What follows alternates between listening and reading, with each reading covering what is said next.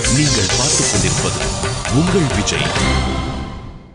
எதிர்வருகிற துன்பத்தை கூட இன்பமாக பார்க்கிற மனப்பக்குவம் எவருக்கு வாய்க்கப் பெறுகிறதோ அவரால் தான் இறை உணர்வை வெளிப்படுத்த முடியும் என்றால் அந்த நிலைக்கு உருவாக்கி தயாரிக்கப்பட்டவர் பெருமானார் திருநாவுக்கரசர். ஏன்னா அவர் இங்க வந்த பிறகு சமணர்கள் கொடுத்திருக்கிற தொல்லை ஒன்றல்ல இரண்டல்ல. நஞ்சு கொடுத்தார்கள், மீண்டும் பிழைத்தார். கல்லிலே கட்டி கடலில் கிடத்தினார்கள், மிதந்து வந்தார். யானையை விட்டு மிதிக்க வைத்தார்கள், அது தொழுது வணங்கிவிட்டு சென்றது. சுண்ணாம்பு காலவாயில் அவரை கொண்டு போய் உள்ளே வைக்கிறார்கள். ஒரு வாரம் கழித்து என்ன நிலையாக இருக்கும் என்று ஆர்வத்தோடு சமணர்கள் திறக்கிறார்கள். அங்கே அவர் பாடலை சிட்டுக் கொண்டிருக்கிறார். மாசில் வீணையும் மாலை மதியமும் வீசு தென்றலும் வீங்கிள வேனிலும் மூசு வண்டரை பொய்கையும் போன்றதே ஈசன் எந்தை இணையடி நீழலே என்று துன்பம் சார்ந்திருக்கிற இடத்தில் இறைவனுடைய திருவடியை நெஞ்சிலே தாங்கி இன்பம் சார்ந்தவராக இருக்கிறார் என்றால் அதுதான் இந்த சமயம் காட்டுகிற பெருமை என்று இந்த உலகத்திற்கு காட்டினார். துன்பத்தை கூட இன்பமாக்குகிற இறை உணர்வு பெருமையை எடுத்துச் சொன்னார். நான் வணங்குகிற இறைவன் எங்கே இருக்கிறார், எப்படி இருக்கிறான் தெரியுமா? என் அன்பு சகோதரி, ஞானசம்பந்த பெருமான் எப்படி ஞானப்பால் அருந்தி பாடினாரோ அவரையே ஞானப்பாலாக அருந்தி பேசினார். ரொம்ப அருமையாக பேசினார். இறைவன் அந்த வெண்ணையை பற்றியெல்லாம் அடுக்கடுக்காக சொன்னார். அதைத்தான் நாவுக்கரசரும் சொல்றார்.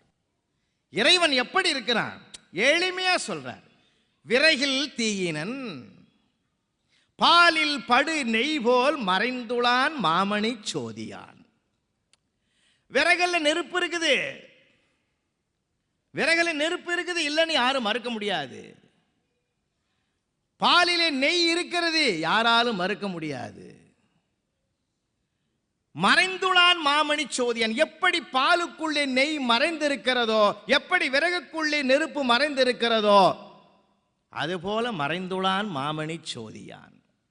உறவு கோல் நட்டு உணர்வு கயிற்றினால் முருகி வாங்கி கடைய முன் நிற்குமே.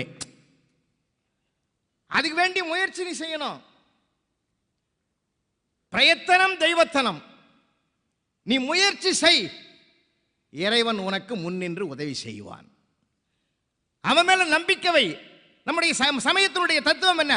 அவன் அன்றி ஓர் அணுவும் அசையாது.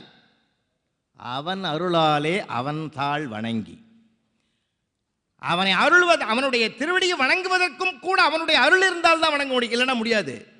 இந்த பக்தி திருவிழாவை நேரிலே கண்டு செவிமடுத்து கேட்டு நெஞ்சத்தை பெருமிதப்படுத்திக் கொள்ள வேண்டும் என்கிற ஒரு பக்திக்கு ஆளாகிற பாக்கியம் கூட வாய்க்கப்பெற்றவர்களுக்குத்தான் வாய்க்குமே தவிர எல்லாருக்கும் வாய்க்காது. இன்னது இந்த இடத்தில் இன்னது நிகழும் என்று இறைவனுடைய தீர்ப்பு இருந்தால் அது எந்த கொம்பனாலும் மாற்ற முடியாது. அதுதான் நான் என்கிற அகங்காரத்தை ஆணவத்தை ஒழிப்பது தானே சுத்தமான ஆன்மாவினுடைய வெளிப்பாடு. அப்படிப்பட்ட பெருமையை அற்புதமாக எடுத்து காட்டுகிறார். அதனால்தான் இறைவனை, அந்த இறை உணர்வை எப்படிப்பட்ட நாம் அனுபவிக்க வேண்டும், அனுபவிக்காதவனை பற்றி கூட ஒரு இடத்துல சொல்றார். பூக்கை கொண்டு அரண் பொன்னடி போற்றிலார், நாக்கை கொண்டு அரண் நாமம் நவில்கிறார், ஆக்கைக்கே இறை தேடி அலமந்து அலமந்து. இன்னைக்கு நிறைய பேர் அதான் செய்யறான், நிறைய பேர் அதான் செய்யறான். அடுத்தது அடுத்தது அடுத்தது அடுத்தது அடுத்தது பொன்னையும் பொருளையும் சேர்ப்பதிலேயே போய்கிட்டு இருக்கு. இவன் எப்பொழுது மன நிறைவு அடைவான்? 60 ஆண்டுகளா கடுமையா ஓடி ஓடி ஓடி ஓடி ஓடி சம்பாதிச்சேன், சேர்த்தேன், அழகான கார் வாங்கினேன். டாக்டர் சொன்னார் நேத்து, டெய்லி 5 கிலோமீட்டர் நடனார். தேடுவதிலேயே நான் இருந்தால் எப்பொழுது நான் அனுபவிப்பது? அதனால்தான் கம்பன் கூட சொல்லுவான், யோகமும் போகமும் ஒத்தார்னு பெருமானையும் பிராட்டியும் அருகருகே உட்கார்ந்து இருக்கிற போது சொல்லக்கூடிய வார்த்தை. அதை அனுபவிப்பதற்கு கூட அவனுடைய அனுமதி இருந்தால் தான் அனுபவிக்க முடியும். அதைத்தான் நாவுக்கரசர் சொல்றாரு. அப்படி நீ நாவினால் துதிக்காமல் உடலால் வணங்காமல் நீ உன் வயிற்றுக்கு மட்டும் இறை தேடுவதிலேயே நீ முழு நேரத்தையும் பயன்படுத்தினால் ஏ மனிதனே, நீ ஒரு நாளைக்கு காக்கைக்கு இரையாவாயே தவிர நீ கடை தேற மாட்டாய். என் வகுப்பறையில காக்கை கரவா கரைந்துண்ணும் ஆக்கமும் அன்ன நீரார்க்கே உளன்ற திருக்குறளை நடத்துறேன். நடந்தது சொல்றேன். நான் எப்பொழுதும் நானாக செல்வதில்லை. எளிமையிலிருந்து அவங்கிட்ட இருந்து விடை தெரியுவேன், விடை கேட்டுக்குவேன். காக்காயை பார்த்துருக்கிறியா? உடனே 50 பசங்களும் காக்கான்னு கத்துவான். ஏன்னா அவன் இயல்பு அது. குழந்தைக்குன்னு ஒரு இயல்பு இருக்குது, பெரியவருக்குன்னு ஒரு இயல்பு இருக்கு இல்லையா? அதுலேருந்து மாற முடியாது. 8 மாசம் குழந்தைக்கு முன்னாடி போய் கிளுகிழப்பி ஆட்டினீங்கன்னா அது சிரிக்கும். 80 வயசு ஆகுதுன்னு வச்சுங்க, அந்த குழந்தைய கிளுகிழப்பி கொண்டு ஆட்டி பாருங்க, அடிக்க வருவார். அவர் தான் 8 மாசம் குழந்தையில சிரிச்சவர். ஆனா இப்ப கோபப்படுறாரு. ஒரு காலத்தில் சிரிக்க வைத்த கிளுகிழப்பை இன்றைக்கு கோபப்பட வைக்கிறது காலமாற்றம். அந்தந்த வயசுக்கு அந்தந்த நிலை. அப்ப காக்கான்னு கத்தனா உடனே நான் சந்தோஷப்பட்டு, சரிடா சரிடா தெரியும்டா, இரு இரு இரு. காக்காயை பார்த்துருக்கிறியா? நிறைய பார்த்துருக்கேன் சார், நிறைய பார்த்துருக்கேன். வீட்டில் என்ன பண்ணுவாங்க, எப்போ வரும் அது சார்? அமாவாசை கிருத்திகெல்லாம் எங்கள் அம்மா சாதம் வைப்பாங்க சார், மதில் மேலே கூட்டமாக வரும் சார். அம்மா அப்பா தனித்தனியாக கூப்பிட்டாளாடா? இல்லை சார், காக்கா கான்னு ஒரு குரல் தான் சார் அம்மா கொடுத்தா. 1000 காக்கு 10, 30, 40ன்னு அப்படி வரும் சார். ரைட், பார்த்துருக்கியா? என்ன செய்யும்? கும்பலாக நின்று கொத்தி கொத்தி சாப்பிடும் சார். ஆனந்தமாக இருக்கும் சார். இதைத்தாண்டா திருவள்ளுவர் சொன்னார், காக்கை கரவா கரைந்துண்ணும் ஆக்கமும் அன்ன நீராக்கே உள. உனக்கு வசதியும் வாய்ப்பும் வருகிற காலத்தில் உன் சொந்த பந்தங்களோடு பகிர்ந்து கொள் என்று திருவள்ளுவர் சொல்றாரான்னு. அப்போ ஒரு பையன் முகம் மட்டும் வாடி இருந்தது, 49 பேர் தெளிவாக இருந்தான், ஒருத்தன் வாடி இருந்தான். என் கண்ணில் வாடிக்கிற முகம்தான் தெரிஞ்சுது. ஏண்டா நான் சொல்றது புரியுது, ஆனால் புரியலன்னா என்ன சொல்ல வர? நேற்று நான் எங்கள் தெருவில் பொன்னமான ஒரு பாட்டி வடையும் முறுக்கும் சுட்டு வைக்குது. ஒரு முறுக்கு தூக்கி போச்சு ஒரு காக்கா. பாட்டியால் ஃபாலோ பண்ண முடியல, நான் பின்னாடியே போனேன். புளிய மரத்தின் உச்சியில் தான் மட்டும்தான் உட்காந்து காலுங்கழ வச்சுக்கிட்டு அந்த முறுக்கை கடைசி வரைக்கும் சாப்பிட்டதை தவிர நீங்கள் சொல்கிற மாதிரி எந்த காக்காயும் கூப்பிடலது. நீங்கள் பார்த்துக் கொண்டிருப்பது உங்கள் விஜய். புளிய மரத்தின் உச்சியில் தான் மட்டும்தான் உட்காந்து காலுங்கழ வச்சுக்கிட்டு அந்த முறுக்கை கடைசி வரைக்கும் சாப்பிட்டதை தவிர நீங்கள் சொல்கிற மாதிரி எந்த காக்காயும் கூப்பிடலது. இது உண்மை, இது சத்தியம். மனசு பதறது எனக்கு. பகவானே என்னை காப்பாத்து, இறைவா என்னை காப்பாத்துன்னு. கடவுள் காப்பாத்திட்டான், பெல் அடிச்சிட்டு. அவனே விடமாட்டேன்றான். சார் இன்னும் 5 நிமிஷம் அடுத்த டீச்சர் வர்றதுக்கு ஆகும், அதுக்குள்ள சொல்லுன்னா. என்ன மாதிரி கேள்வி கேட்டிருக்கிறடா? அந்த கேள்வியா அது? பதில் தெரியல, கேள்வியா அது அப்படின்னு சொல்லி பாராட்டிட்டே வெளியே போட்டான். மறுநாள் வர்றேன் சார், அந்த பையன் காம்பவுண்டுக்கு வெளியில் நிற்கிறான். ஐயா வணக்கம், எங்கே லீவ் போட்டுறீங்களோன்னு பார்த்தேன். ஏன்னா அது அவன் நேரம், அவன் கேட்டது கேள்வி அபார கேள்வி இல்லையா? கிளாஸ் ரூமுக்கு வந்த உடனே சொன்னேன், 49 பேர் அவனுக்கு கை தட்டுங்கடான்னு. முதல்ல அபாரமாக கை தட்டினான். எவன் ஒருவனை நீங்கள் அவன் கேட்டது சரி என்று அங்கீகாரம் கொடுத்து பாராட்டுகிறீர்களோ பாதி வெற்றி நம்மிடத்தில் வந்து சேர்ந்து விட்டதுன்னு அர்த்தம். உடனே எல்லாம் அவனுக்கு சந்தோஷம் தாங்கலை, நாணப்பட்டு உட்கார்ந்து. அப்புறம் தான் சொன்னேன், அருமையான கேள்விடா, அருமையான கேள்வி. நீ சொன்னது உண்மை, நான் சொன்னது உண்மை. நாம் காக்கான்னு கூப்பிட்டு அமாவாசை கிருத்திக்கு சோறு வைக்கிற போது 10-15 காக்கைகள் ஒன்றாக சேர்ந்து வந்து சாப்பிடுகிறது. ஏன் தெரியுமா? நேர்மையாக வருகிற பொருளுக்கு தண்டனை ஒருபோதும் கிடையாது. அது என் இனத்தோடு நான் பகிர்ந்து கொள்கிறேன். தவறாக வருகிற பொருளுக்கு தண்டனை உண்டு. திருட்டுத்தனமாக தூக்கி வந்த முறுக்கு அது என்னோடு போகட்டும், தண்டனை எனக்கு மட்டுமே, என் சுற்றத்தாருக்கு வேண்டாம் என்ற படிப்பினையை காட்டுகிறதுதான். எனக்கு ஞாபகப்படுத்தினார் நாவுக்கரசர். ஓ வயிற்றுக்க நீ இறை தேடி நின்றா ஒரு நாள் உன்னுடைய உடலை காக்கை. அதனால்தான் காவிரியிலும் கங்கையிலும் மிதந்து வர்றவன கொத்தி தின்னுகிற காக்கை கூட தண்ணீரில் அதை அலசி அலசி தான் சாப்பிடுமா. ஏன்? வாழ்ந்த காலத்தில் இவன் சாமி கும்பிட்டானோ இல்லையோ, இவன் கடை தேரனோ கேரளையோன்னு அதை செய்யுமா. ஆகையினால அந்த இறை உணர்வு என்பது மறைந்து இருப்பதரா, மறைந்தே வரக்கூடியவன், மறைந்திருக்கக்கூடிய மாமணி சோதியை நீ உணர்வு கொண்டு மனம் உருகி தேடு, நிச்சயம் உன் முன் நிற்பான். இதுதான் நாவுக்கரசர் காட்டுகிற நெறி. தேவாரம் என்ற தேனினும் இனிய இன்னிசை பாமாலைகளை முதல் தமிழுக்கு தந்தவர்கள் நம்முடைய திருநாவுக்கரசரும் திருஞான சம்பந்தர். சங்க காலத்தில் 103 இசை வடிவங்கள் தமிழில் இருந்தது என்பதை சிலப்பதிகாரம் சொல்கிறது. இடையில் ஏற்பட்ட பிற மதத்தாருடைய பிற சமயத்தாருடைய வருகையால் தமிழ் இசை நலிந்தது. தமிழ் கலைகள் நலிந்த நேரத்தில் மறுபடியும் தமிழ் இசைக்கும் தமிழ் கலைக்கும் புத்துயிர் தருவதற்கு இறைவன் திருவருளால் இந்த உலகத்திலே வந்து அவதரித்தவர் நாவுக்கரசரும் ஞானசம்பந்த பெருமானும். அந்த பாட்டுக்கள் பூரா நம்முடைய இசைவாணர்களுடைய கற்பனைக்குள் எட்டாத இசை வடிவங்களையும் தாளக்கட்டுக்களையும் கொண்டது தேவாரங்களும் நம்முடைய திருமுறைகளும். அப்படிப்பட்ட அந்த திருமுறைகளினுடைய சாரத்தை எல்லாம் பிழிந்தெடுத்து சைவம் என்ன சொல்லுகிறதுன்னு ஒரு கேள்வி கேட்டால் திருமூலர் சொல்வார், ஒரு இலை பிடித்து ஒரு பெருமானுடைய தாழ்மறையில் போடுவதோடு வழிபாடு முடிந்தது, உனக்கு சில கடமைகள் உண்டு. என்ன என்று கேட்டால், எங்காவது ஒரு சிற்றுயிர் வருந்தி கிடந்தால் ஒரு பிடி புல் பறித்து அதன் வாயில் கொடு, ஜீவகாருண்யம். சக மனிதன் பசித்து கிடந்தால் உண்ணுகிற பொழுது ஒரு பிடி சோறு போடு, மனிதாபிமானம். எல்லாரிடமும் இனிமையாக பேச கற்றுக்கொள், பண்பாடு. இதுதான் சைவம் என்று அற்புதமாக திருமூலர் ஒரே ஒரு வரிப்பாட்டுக்குள்ளே அதை சொல்லி காட்டினார். கொடுத்தலும் பகிர்ந்து உண்ணலும் தான் சைவத்தினுடைய அடிப்படை நோக்கம். ஒரு காலத்திலும் உண்ணமாட்டான்னு தெரிந்திருந்தும் இறைவனுக்கு இன்று வரை படையல் போடுகிறோமே, நாம் என்ன அறிவில்லாதவர்களா? பிறகு எதற்காக அவ்வளவு பெரிய சர்க்கரை பொங்கல், அவ்வளவு பெரிய லட்டு பாவாடைகள் போடுகிறோம்? அப்படி சோறாக சமைத்து விட்டால் அவன் உண்ணவில்லை என்றாலும் 10 பசிவயிற்றுக்கு அது சென்று சேரும் என்கிற நம்பிக்கையில் தான் நைவேத்தியங்களை இன்றும் நாம் செய்து கொண்டிருக்கிறோம். ரொம்ப அழகாக அதை சொல்லி காட்டினார் நம்முடைய அருமை சகோதரர் ராமலிங்கம். பிறருக்கு கொடுத்து மகிழ வேண்டும் என்பது நாவுக்கரசர் காட்டிய பெருநெறி என்றால், ஞானசம்பந்தர் அப்படி என்ன நெறி காட்டுகிறார் சொல்லுங்கள். அவையோர்க்கு மீண்டும் வணக்கம். இறை உணர்வை மிக அழகாக நாவுக்கரச பெருந்தகை சொன்னதை ஐயா அவர்கள் மிக அழகாக எடுத்து காட்டினார். அவருடைய வரலாறை சுவைக்கின்ற பொழுதே ஞானசம்பந்த பெருமானுடைய இறைநெறி என்ன என்பதும் என் மனதுக்குள்ளே தோன்றியது. இறை நெறியை மிக அழகாக வகுத்து சொன்னார்கள் சம்பந்த பெருமானும் அப்பர் பெருமானும்.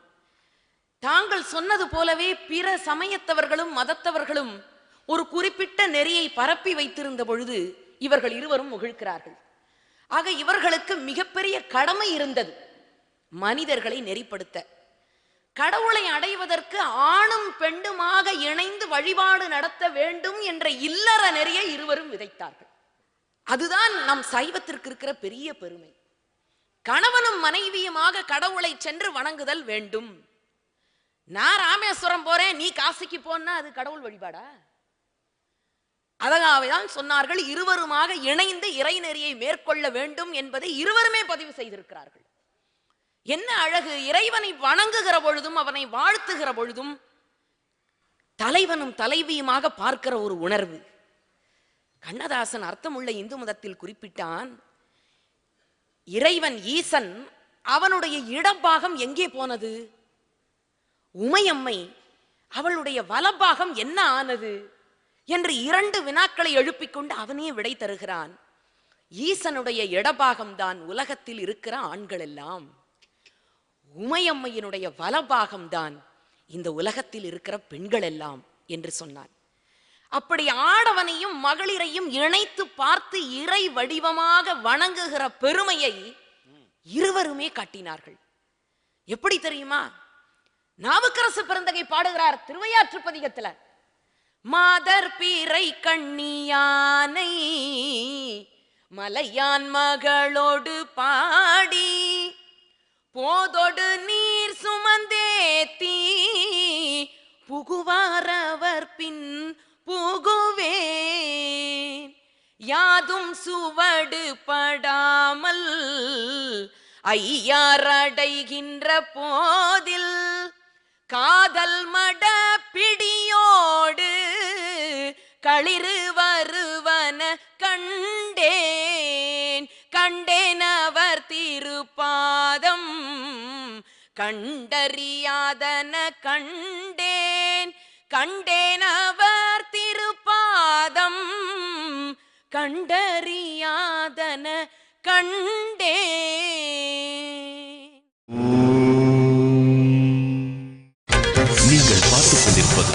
உங்கள் விஜய். சென்னையிலே திருவையாற்றையே அழைத்து வந்திருக்கிறது விஜய் தொலைக்காட்சி. அந்த திருவையாற்று பதிகத்தை பாடுகிற பொழுதெல்லாம் உள்ளம் மகிழ்கிறதே. காரணம் என்ன? எனக்கு பூவை சுமக்க தெரியாது, எனக்கு பாட்டு பாட தெரியாது, எனக்கு இறைவனை எப்படி கும்பிடுவது என்று கூட தெரியாது. ஆனால் யாதும் சுவடுபடாமல் எனக்கு முன்பு பெரியோர்கள் போனார்களே, அந்த சுவடை பற்றி கொண்டு அவர்களுக்கு பின்னால் போகிறேன் புத்தடியராக என்று யார் சொல்லுகிறார்? 80 வயது முதியவராக பழுத்த பழமாக இருக்கிற அப்பர் பெருமான் சொல்லுகிறார். அவரே அப்படி சொன்னார்னா நாமெல்லாம் என்ன சொல்றது? கணவனும் மனைவியும் முடிவு பண்ணாங்க, நாம் 2 பேரும் துறவரம் மேற்கொள்ளலாம்னு. கணவன் முன்னால போய்கிட்டு இருக்கிறான், மனைவி பின்னால போறா. கணவன் கீழே குனிஞ்சு பார்த்தா ஒரு பொற்காசு கடந்தது. பின்னால மனைவி வரா. 2 பேரும் போறது துறவுக்கு.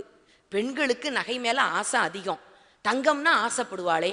பின்னால வர்ற மனைவி இந்த பொற்காசை பார்த்துட்டு எங்கேயாவது மறுபடியும் இல்லறத்துக்கு திரும்பிடுவாளோன்ற பயத்துல புருஷன் பொண்டாட்டி பார்த்துடக்கூடாதேன்னு காலால மண்ணை லேசா தள்ளி தள்ளி பொற்காசை மூடணும்.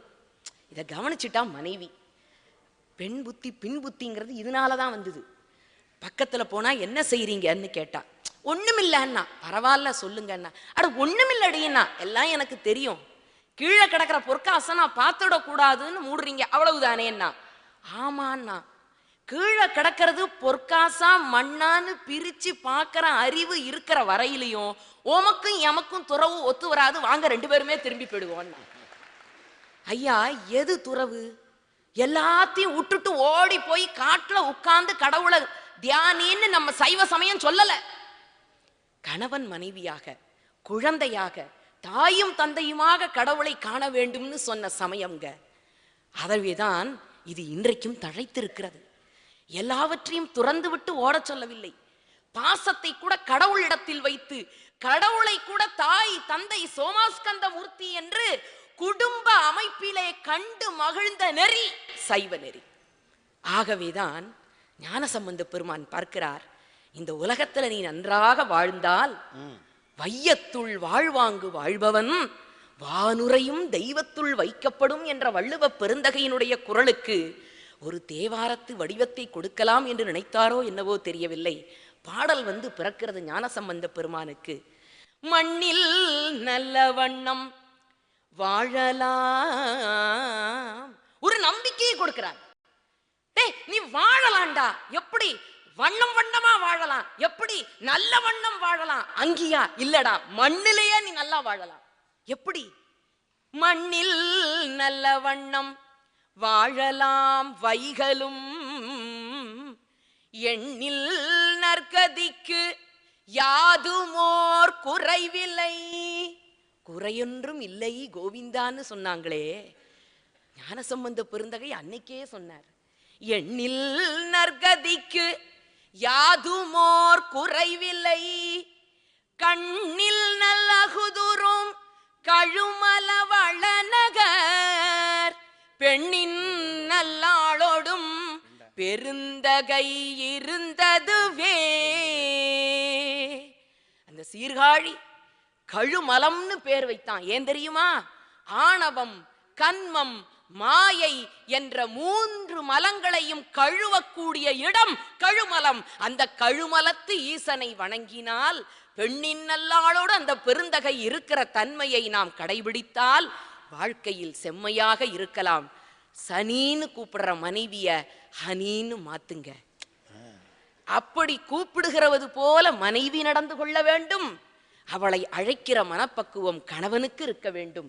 அறவோர்க்கு அளித்தலும் அந்தனரோம்பலும் துறவோர்க்கு எதிர்த்தலும் தொல்லோர் சிறப்பின் விருந்ததிர் கோடலும் இழந்த என்னை என்று ஒரு பெண் புலம்புதல் கூடாது.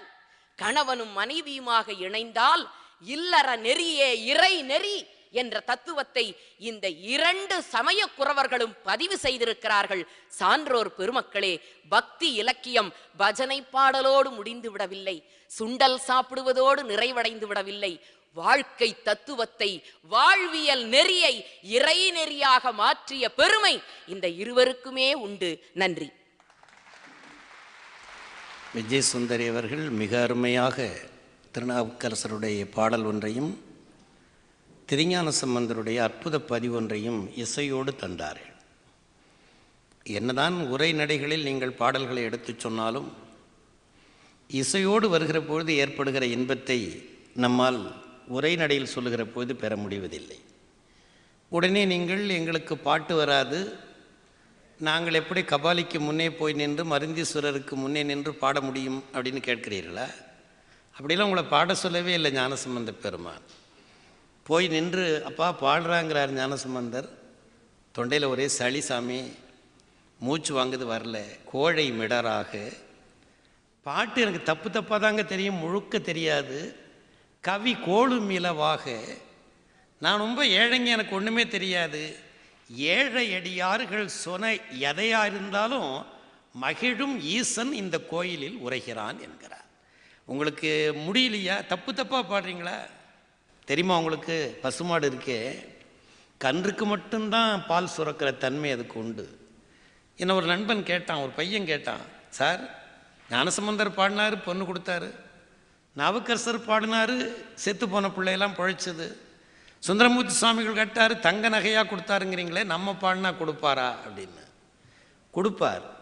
எப்போ கொடுப்பார் அப்படின்னு கேட்டால், நீனும் அவர்கள் மாதிரி பாடி பாருப்பா, கொடுப்பார். நிச்சயமாக கொடுக்க மாட்டார் சார் அப்படின்னு நான் அவர் ஒரு சின்னோண்டு யோசனை ஒன்று சொன்னேன். நிச்சயமாக இறைவன் தருவான். தம்பி சொன்ன ஒரு ஞானசம்பந்தர் தேவாரத்தையோ நாவுக்கரச தேவாரத்தையோ நல்ல மனசுக்குள்ளே சுத்தமாக வச்சுக்கிட்டு போய் நீங்கள் கபாலிக்கு முன்னாடி நின்று சொல்லி பாருங்கள், அருள் கிடைக்கும். ஏன் தெரியுமா? இறைவன் யார் தெரியுமா? ஒரு நிஜக்கன்றுக்காக பால் சுரக்கிற பெருமான் சில நேரத்தில் கன்று வடிவத்தில் இருக்கிற பொய்க்கன்றுக்காக கூட மடி சுரப்பது உண்டு. அதுபோல் நீங்கள் நாவுக்கரசர் பாடலையும் ஞானசம்பந்தர் பாடலையும் பாடுகிற பொழுது அவர்களை நினைந்து உங்களுக்கு அருள் பாலிப்பான் என்று அவர்கள் சொல்லி காட்டினார். அந்த மாதிரி அந்த பாடல்களை உள்ளமுருகி பெருமான் திருமுன்பு நின்று பாடினால் அன்றைக்கு பெற்ற அத்தனை ஞானத்தையும் அவர்கள் பெற முடியும் என்று வழிகாட்டி தேவாரம் என்கிற அற்புதமான 7 திருமுறைகளை மண்ணுக்கு தந்த மகத்தான மனிதர்களை மேலும் பேசுகிறோம். ராமலிங்கம் அவர்.